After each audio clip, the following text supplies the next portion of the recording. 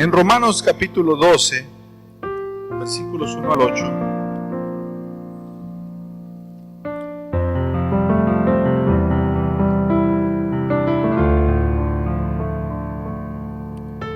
Vamos a reflexionar en una dinámica que aparece en la iglesia.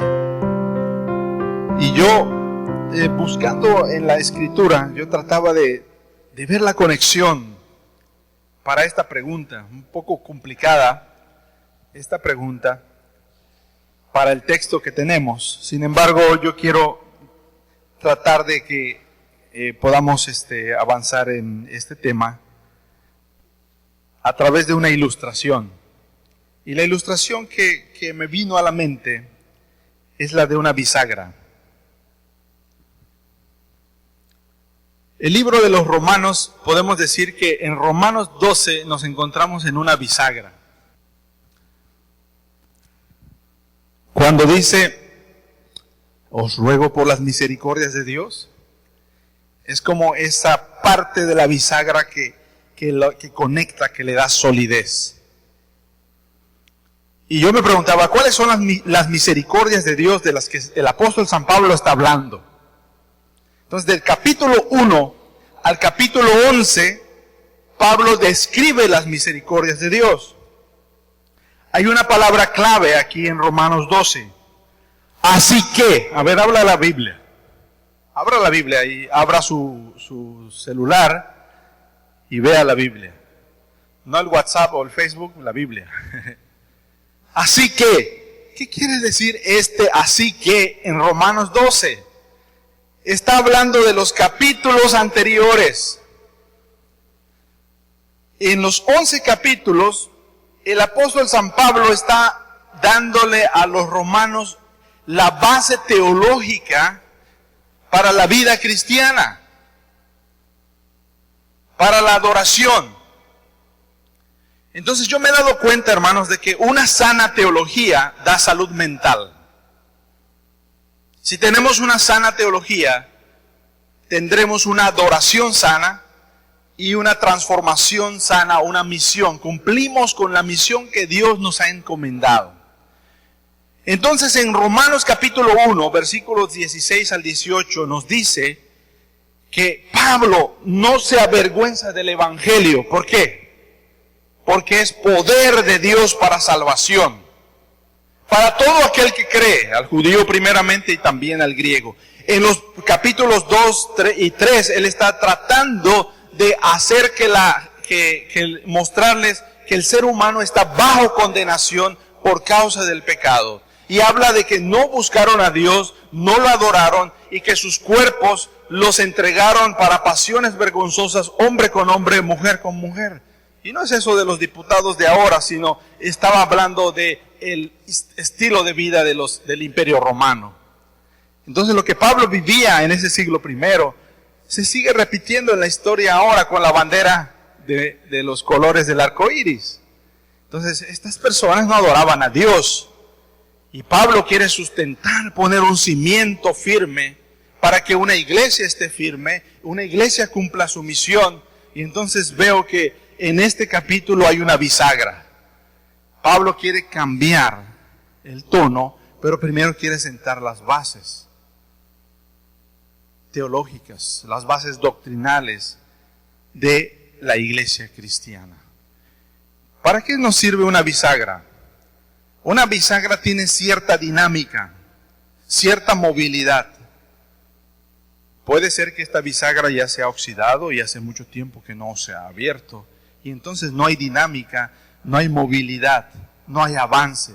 Para abrir una puerta grande para la iglesia, pues necesitamos que trabaje la bisagra completamente bien aceitada, bien lubricada, de tal manera que la iglesia avance en su dinámica al futuro, al siguiente paso. Quiero decirles un secreto.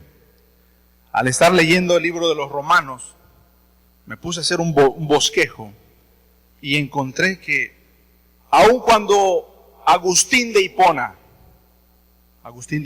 era un hombre libertino que vivía en aquel tiempo en el norte de África y en el Imperio Romano, prostituyéndose con mujeres en el alcohol de ese tiempo, viviendo una vida de libertinaje. Su madre Mónica oraba por él continuamente. Y un día está Agustín en su jardín y escucha, toma y lee, toma y lee. Y se asoma por la barda y ve que hay un niño gritando, cantando, toma y lee. Y en la mesa de su jardín está el libro de los Romanos. Y Agustín empieza a leer el libro de Romanos y transforma su vida y se convierte en un hombre que transformó la iglesia del siglo III, siglo IV de nuestra época. Romanos tuvo el cambio y de ahí Agustín se conecta con Juan Calvino y la Reforma también, y Lutero se encuentra con un libro de Romanos encadenado en la biblioteca, y Romanos trae transformación por la salvación por fe. Así que encontramos que Romanos ha tenido un aspecto teológico que se ha explotado a lo largo de la historia de la iglesia cristiana. Pero leyendo Romanos me doy cuenta que Romanos es un libro misionero. ¿Será que porque soy misionero estoy viendo eso? Pero Romanos es un libro misionero. En la primera parte explica la teología, en la segunda parte habla acerca de la vida y la dinámica de la iglesia. Y al último capítulo, versículo 15, bueno, penúltimo, él dice, quiero ir a España. Y cuando pase por Roma, quiero ser encaminado por ustedes. Y cuando dice encaminado, quiere decir, quiero que me ayuden a pagar el pasaje del barco para llegar a España y a establecerme en España para sembrar una iglesia en España, ayudado por la iglesia de Roma. ¿Y cuál es el evangelio que les voy a predicar a los españoles?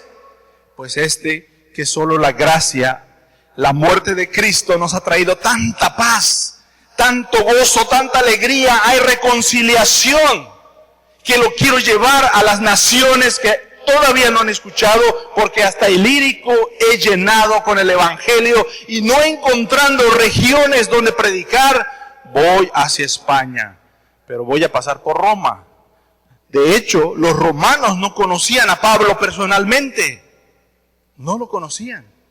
Manda la carta y les dice, esta es mi carta de presentación. Jesucristo murió por tus pecados en la cruz. Tienes paz y reconciliación. Tienes una vida nueva por lo que Jesús ha hecho. Y entonces, cuando Pablo llegue, ya los romanos ya están listos, porque esta es una carta misionera. Por eso, entonces, mire, yo quiero decirles algo muy importante. Las misiones existen porque no hay adoración. ¿Por qué vamos a Indonesia? Porque los indonesios no adoran a Dios. Entonces el propósito de la misión es la adoración. Y cuando esta bisagra no está funcionando bien, estamos hablando de relaciones humanas dentro de la iglesia. La iglesia no tiene una base teológica fuerte y viene un viento de doctrina y se los lleva. Presentéis vuestros cuerpos en sacrificio vivo, adoración. Transformaos por medio de la renovación de vuestro entendimiento. Misión. Es una misión constante de ser transformados en nuestras relaciones, en nuestro andar diario. La iglesia, Bonhoeffer dice que mucha gente llega a la iglesia con una idea quimérica de iglesia. Y tiene un ideal de la iglesia. Y Bonhoeffer dice que entre más rápido mi concepto quimérico de iglesia, esa ilusión se rompa, mejor para la comunidad. Porque el que está entre mi hermano y yo es Cristo. Así dice Bonhoeffer. Esto me abrió los ojos, porque la vida en comunidad no se trata de que yo me acerco solo a mi hermano y trato de buscar buenas relaciones con él y trato de evitar conflictos. No, se trata de que él me recibe porque Cristo está mediador entre él y yo. Y con mis defectos yo lo puedo desilusionar. Y Bonhoeffer dice, entre más rápido te desilusiones es mejor, porque si no esos sueños destruyen la comunidad cristiana.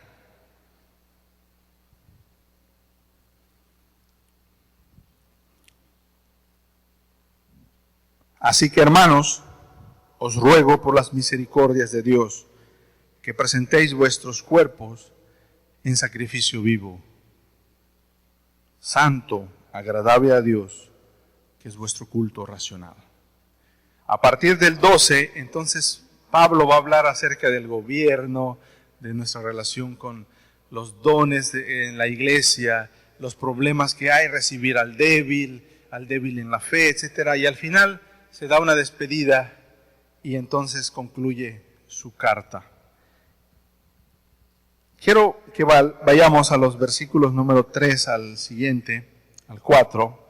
Digo pues, por la gracia que me es dada, a cada cual que está entre vosotros, que no tenga más alto concepto de sí que el que debe tener, sino que piense de sí con cordura, conforme a la medida de fe que Dios repartió a cada uno.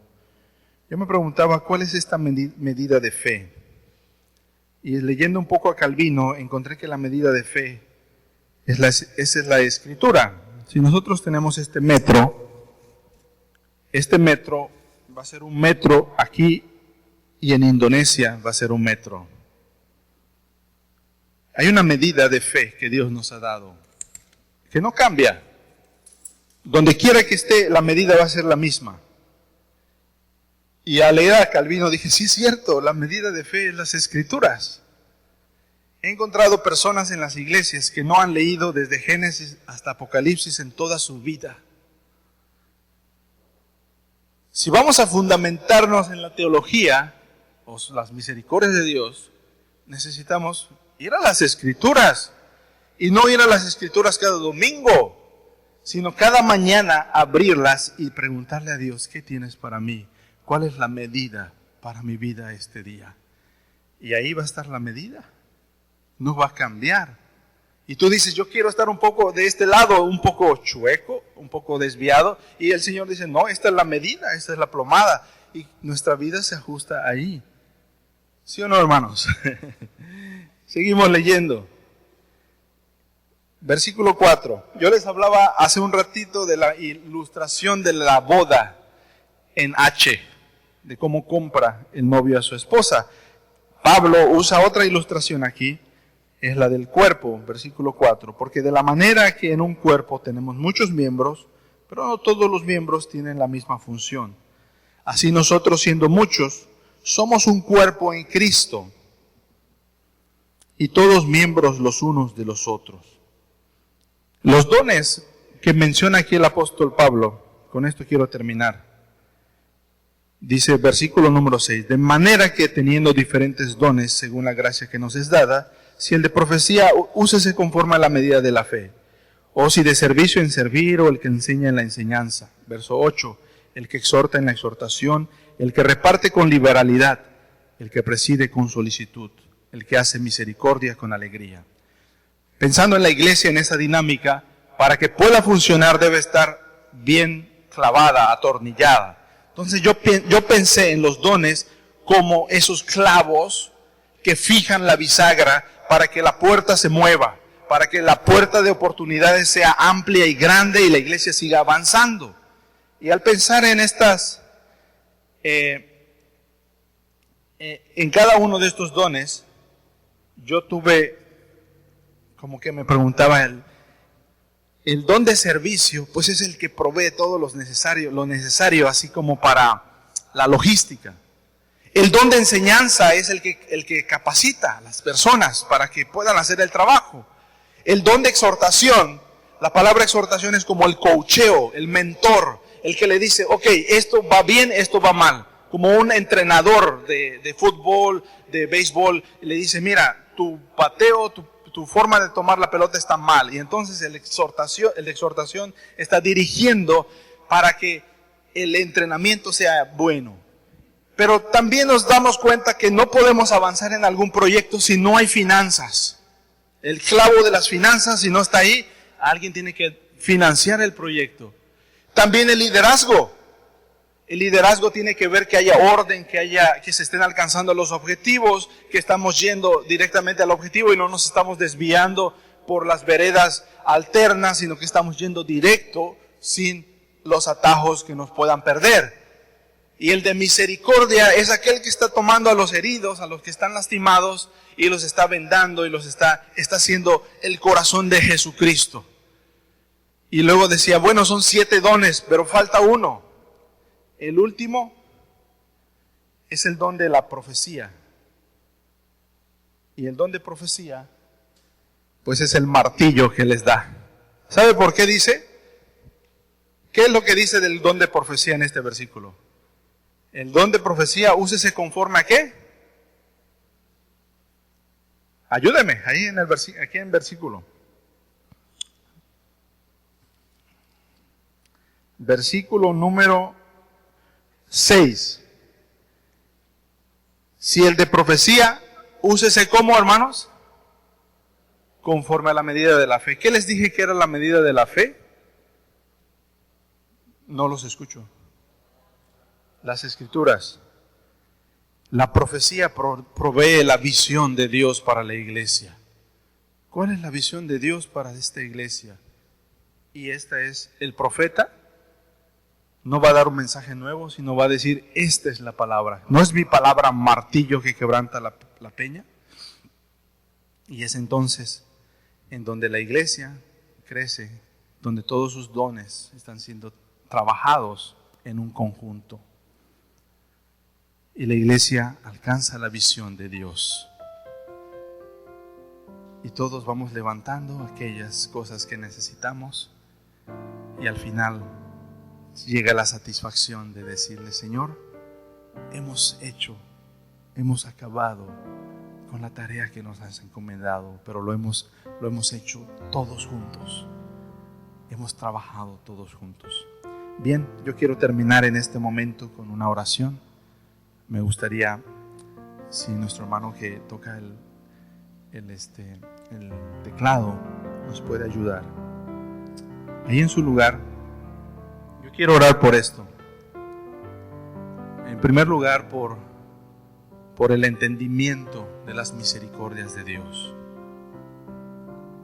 La base teológica, el fundamento teológico de nuestra vida, la obra de Jesucristo. Yo quiero orar también en segundo lugar por esa adoración. Una adoración continua en nuestra vida. Y también quiero orar por la misión que nos ha dado el Señor. Y dentro de esa misión tenemos dones. Yo te quiero preguntar también si ya sabes cuáles son los dones que te ha dado el Señor. ¿Qué dones te ha dado el Señor? Si no sabes, pregúntale. Yo quiero orar por esta pregunta que vas a hacer. Padre Celestial, muchas gracias por tu palabra, Señor. Muchas gracias, porque es la medida de fe, el martillo que quebranta nuestras vidas. Queremos hacer misión, porque el fin último de la misión es la adoración. Y hay países y grupos étnicos que no pueden adorarte todavía, porque ¿cómo oirán sin que les prediquen? ¿Y cómo predicarán si no han sido enviados? Señor, aquí está tu iglesia, oro por ella, que los dones tuyos se muevan en este lugar, servicio, profecía, enseñanza, el de dar, el de misericordia, se estén moviendo y desarrollando, con el de liderazgo, todo conforme a la medida de fe que tú has repartido. Y tu iglesia, Señor, en esa dinámica, lubricada por tu Espíritu Santo, se abra la puerta amplia, la visión que tienes, en el nombre de Jesús.